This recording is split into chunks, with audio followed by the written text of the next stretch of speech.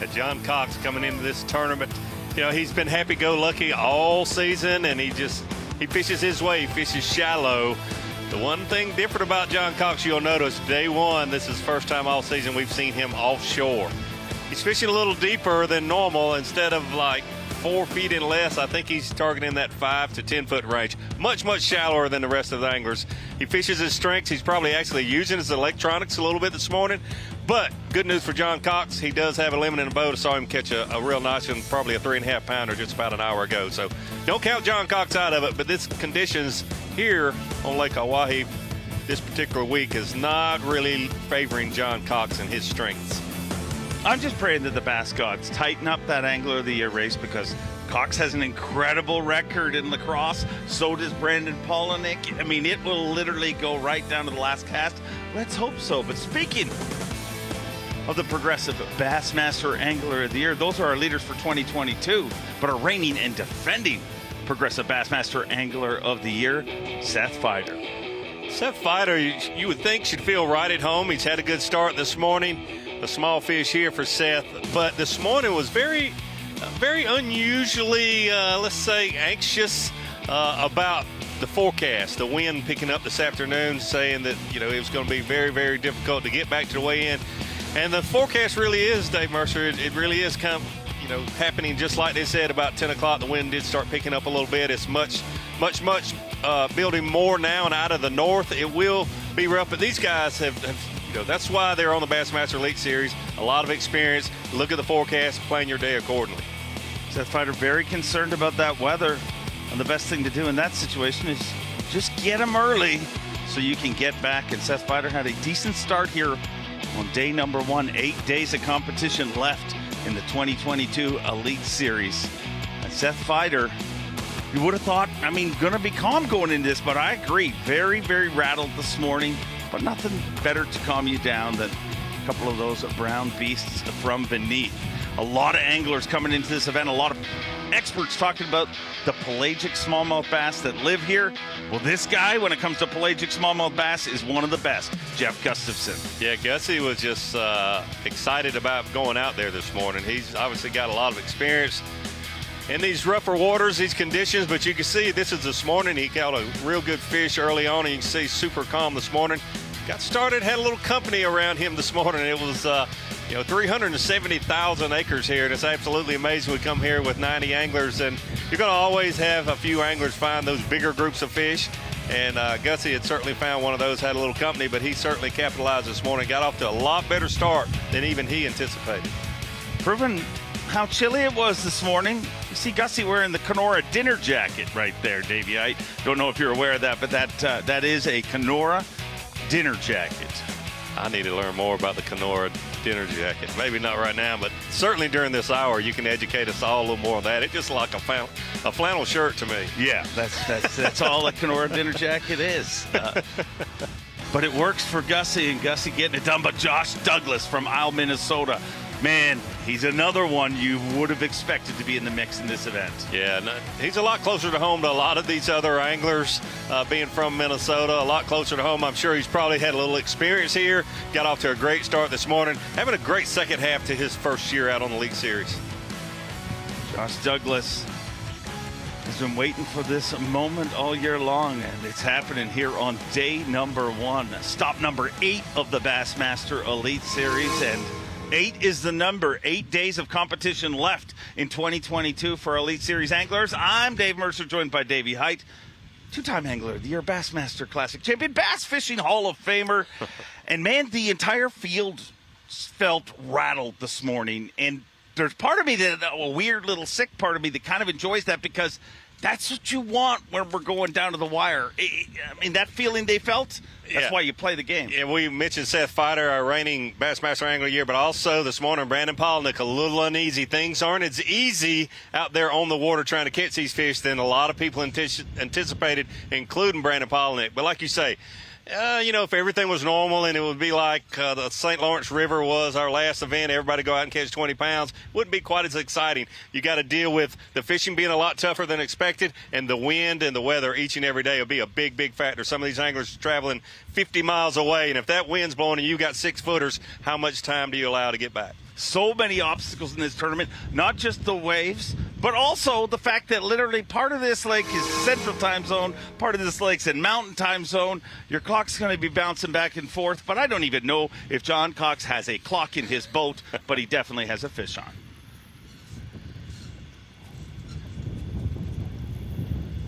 It's not big. Shit's cold though. Geez, they want to get in that shade so bad. Nice small.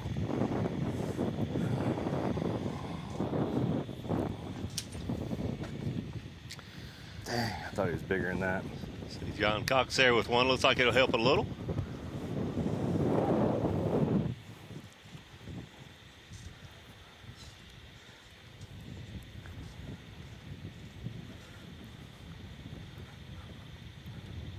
Boy, the fish are skinny. And I got to believe, Davey, and I got to ask you, is that just because of the pelagic nature? I mean, a lot of people will say it's time of year, but these fish move to eat. It's totally different than the fish we were looking at in the last tournament. I think so, but here's the thing. This is only the second time we've been here with the Elite Series, so even the anglers that fished here in 2018 and that are here now, and some fished in 18, came here last year and pre-fished and here now, we all learn more with more time on the water. I heard a couple of different theories this morning, I guess, from different anglers, and one thing that Brandon Cobb was talking about is there's not a lot of small bait.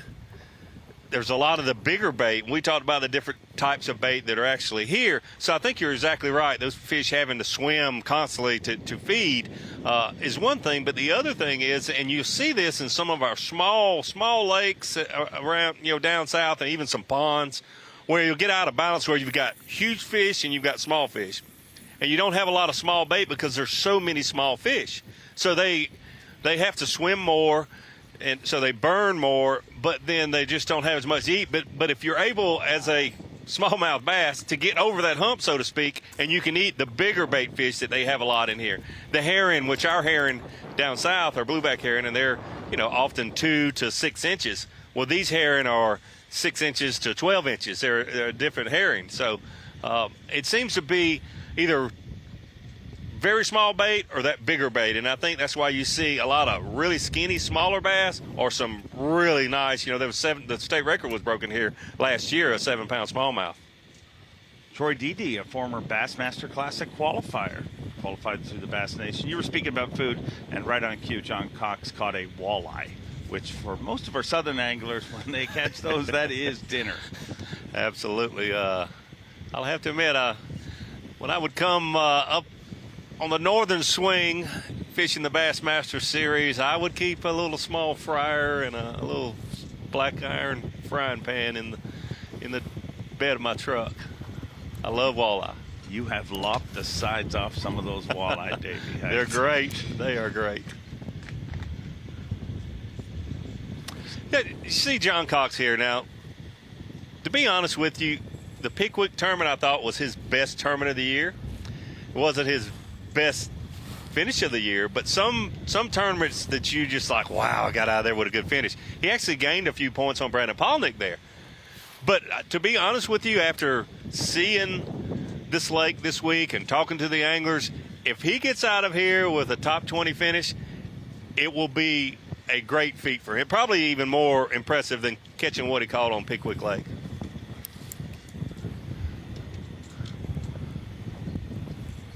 And man, that'll be fun in lacrosse because, as I said, Cox has got a great track record there. I mean, Palnick's done great there. Yes. I mean, he at one point had an 8-pound lead in the tournament halfway through it. If it wasn't for a weird state line rule. Yeah.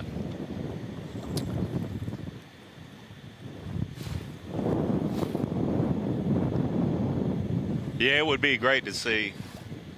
And honestly, to see either one of those or even David Mullins, whoever wins Angler of the Year, is just fine with me. They're all great guys and have had deserving seasons to be in this position. But We all want to see a shootout at the final event. Everybody except for Brandon Palnick. I'm sure he'd be fine to. But he doesn't even know what the points is. So even if he's I got heard you in zone trash talking him. If he's got a 100-point lead, he won't know that it's not a shootout. So why would he lie, Davey? I did not accuse him of lying. I heard you in zone this morning. There was definitely an accusive tone from both of you. I have never accused Brandon Palnick of lying, and I will not. It's just very different that he would not want to know the margin of his lead at this point. I get it the first half of the season because it's not even relative, to be honest with you. There's so much fishing to go, but the last two tournaments, more power to him for being patient enough to not even look. Come on.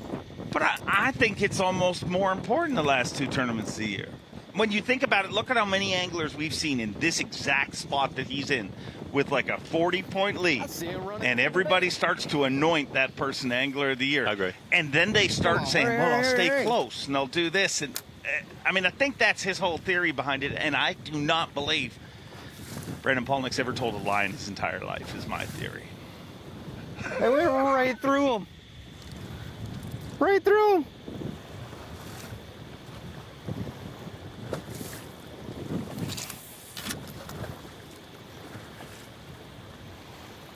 So if you heard Zona and I talking about his lead, him not knowing, did you also hear us talking about Brandon Palnick among other anglers, but especially Brandon Palnick, talking about how many fish he had marked and could not get to bite this week? Right now, that's what he's talking about. To be honest, I didn't hear that. I was so upset with the poor mouth that I tuned us out. Turned it off. But it's unusual because normally when we see that on the St. Lawrence River, well, there's been a lot of big tournaments here this year, a lot of pressure. Oh, man. There's not a lot of pressure here. Right there. And these fish are just not biting very well this week. Pushed it too far. Is that a situation where they're so focused on chasing that bait? You know what I mean? Man, everybody thinks, but the opportunity to eat here is struggle bus today. So much easier in so many ways. And also, those fish are clearly working together, you know, a lot of times like we see in saltwater. So it could be it. And I've seen times, that's why you're mentioning it. I'm sure you've seen it and it's usually like when they're focused on very, very small bait. But there's times a mayfly hatch, when they get so focused on the mayfly that you can throw a drop shot, a top water, whether they're focused on that mayfly. But it's got to be some of that. But then also, if they are feeding on the big bait, they don't have to eat as often. And if they feed in a lot of the country this time of year, they do largemouth or smallmouth spotted bass feed a lot at night. And if they're eating really big bait, they don't have to eat 20 times a day. Yeah. You know what I'm saying?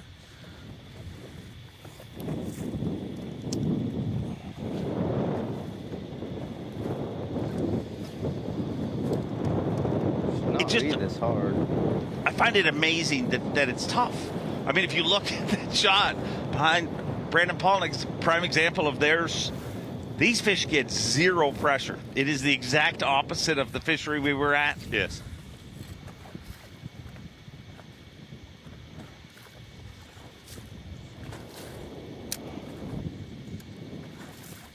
It's going to be very interesting, like I say, for John Cox to be unofficially about 20th place, and right now Brandon Palnick. But Brandon has done such a good job this year. When you think, well, he's going to slip a little bit today, well, he catches a big one 5 minutes before weigh-in. More places where I felt the year he won Angler of the Year, there were several tournaments that it looked like he was going to catch too. That's one of his strengths. I mean, he can keep it together mentally. For me, at this point, I'd be in the fetal position, sucking my thumb and wondering, why is this happening to me? Brandon Palnick will not be in the fetal position here today. He will, I'm saying he's going to get a limit. Yeah, He'll have a limit. I wouldn't bet against him. Certainly wouldn't bet against him. A lot on the line. 8 days of competition left. Our Falcon Rods Rookie of the Year going to be decided. Our Progressive Bassmaster Angler of the Year. And oh yeah, 2 big titles. And atop the leaderboard right now, Drew Cook leading the guaranteed rate Bassmaster Elite at Lake Oahe. Right behind him, Brandon Card trying to win his first. And Josh Douglas in third. That leaderboard. Uh-oh, look who's in 5th. Jay Shakuret took a win in our last Elite Series event. He spent a lot of time here, proving he can catch a few bass, too.